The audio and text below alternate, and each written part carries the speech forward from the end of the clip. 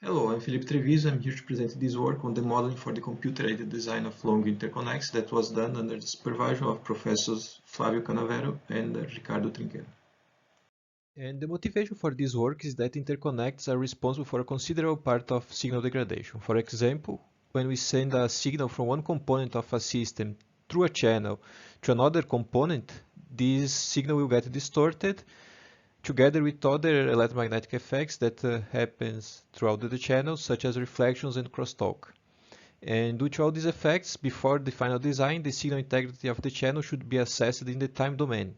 If we have a model available for this channel, this can be done via simulations instead of expensive prototyping.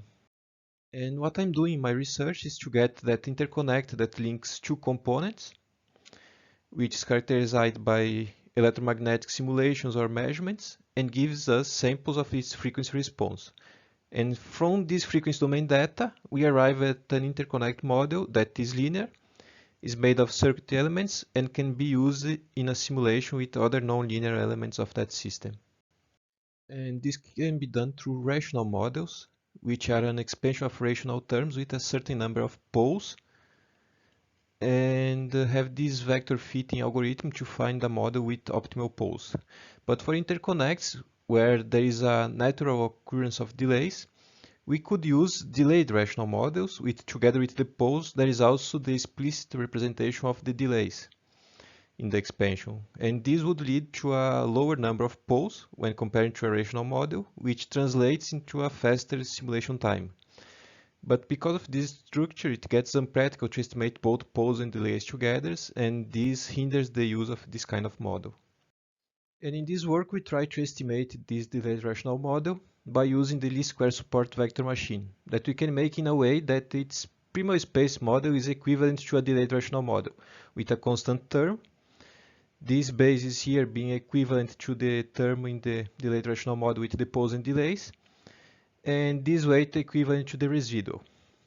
But the least square SVM also has a dual space model that is written as a function of a kernel, and is a non-parametric model that has a number of unknowns equal to the number of training samples, so it is always limited. And then this dual space model here allows us to use an infinite number of delay terms in its equivalent primal space representation. In the end, we identify this dual space model and go look at the values of the weights as a function of the delay tau in the primal space model, where we can see where these weights are larger, and this occurs at the dominant propagation delays of the system, which we identify and use for a delayed rational model. So if we apply this method to the frequency response of a 10-meter spacewire cable link, like this one here, for example, we can obtain this plot below here for S11, which is a reflection scattering parameters. And in this plot, we can identify the peaks, which correspond to 7 delay terms. And with those terms, we get a good approximation of this very complex frequency response here on the right with few poles. Also S12 that represents a transmission from one end to the other of the link. We apply the same method, we identify 6 delay terms in these peaks and get an accurate representation with a small number of poles.